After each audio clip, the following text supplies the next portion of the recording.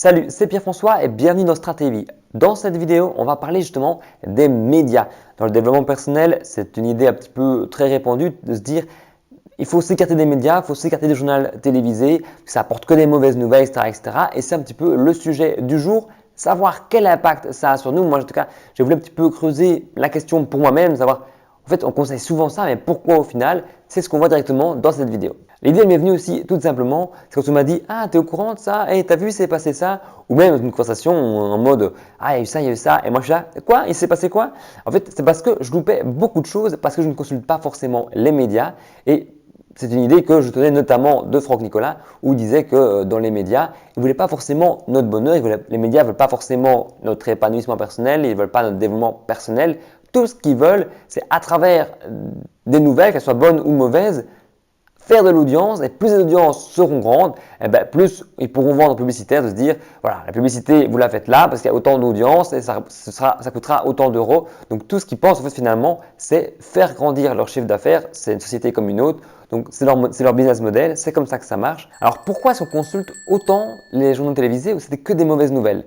Ben, une réponse très simple à trouver, c'est qu'on est programmé pour la survie.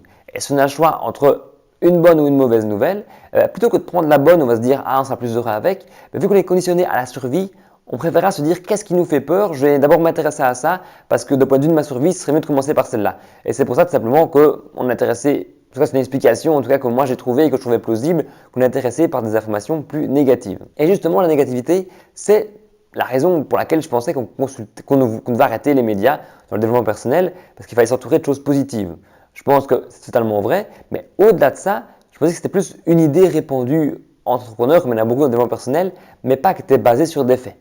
Et puis j'ai vu plein d'études sur la violence, notamment quand les enfants voient la télé de la violence, reproduisent dans les cours de récré des scènes plus agressives. C'est pareil avec des scènes sexuelles, et c'est pareil de se dire pour ceux qui regardent des télé-réalités, etc., ça abrutit, ça rend un petit peu con.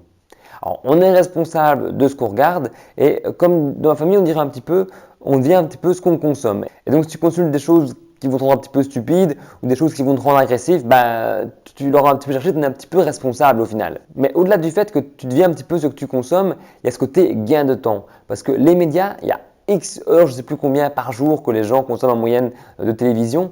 Si tu pouvais enlever cette partie que tu consommes de la média qui ne te sert à rien, qui ne t'apporte rien dans la vie, à des bonnes lectures ou à travailler sur ton projet, à travailler sur tes objectifs de l'année 2019, tu pourrais avancer largement dedans. Il y a beaucoup de temps qui se libérerait. Mais je le répète souvent sur Stratégie, moi ici, je mets souvent le focus sur l'importance de l'environnement et l'importance justement du focus.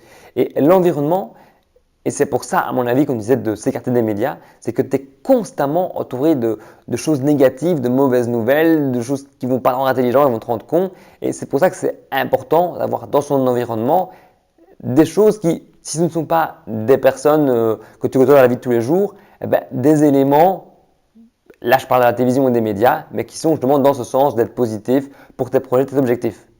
Si tu veux consulter du contenu positif et pas négatif, et que tu te dis, bon, je regarde la télévision, je regarde des séries, je regarde le journal, tu pourrais très bien te dire, je regarde des documentaires intéressants, ou même je lis des livres, des biographies, etc., qui eux sont une forme de se connecter à des gens, avoir des relations avec des choses et des personnes qui sont positives et inspirantes. Et quand je te dis focus, justement, quand tu es focus sur les médias, tu dis je vais regarder le journal comme ça à 20h parler, ou tu auras des choses négatives, tu dis ah oui, je me souviens de ça. Tu t'écartes un petit peu de ton projet, de tes objectifs, où tu pourrais te dire ah, plutôt que de voir tout ce qui va mal dans le monde, je pourrais juste me dire moi aussi j'ai mon problème qui me sépare de mes objectifs, de ma réussite. Alors qu'est-ce que je pourrais faire? Je devrais être focus justement sur mes projets, ma réussite, plutôt que de s'éparpiller là-dedans. Alors on a tous des journées compliquées, ou fin de journée on a envie de rentrer, on est crevé, on n'a pas envie de faire ça. Mais justement, il y a plein d'exemples d'entrepreneurs qui étaient sur des jeux vidéo, sur les médias, etc., qui ont tout arrêté pour se consacrer et consacrer du temps, parce que c'est quand même un gros gain de temps à leur projet, à leur business, et qui ont réussi. Alors, ce n'est pas forcément les plus gros que tu connais, mais c'est des gens qui ont réussi à dégager des 1000, 2000, 3000, 4000 euros par mois avec leur petit business, notamment en ligne. Et donc, tout ce qu'il te faut, en fait, c'est de l'action et un environnement positif. Donc, travaille sur l'environnement positif et l'action, moi, je t'ai écrit un petit e-book sur la procrastination que tu trouveras en description. N'hésite pas à télécharger cet e-book, c'est 31 astuces pour vaincre la procrastination. Moi, je te dis à mercredi pour la prochaine vidéo. Salut!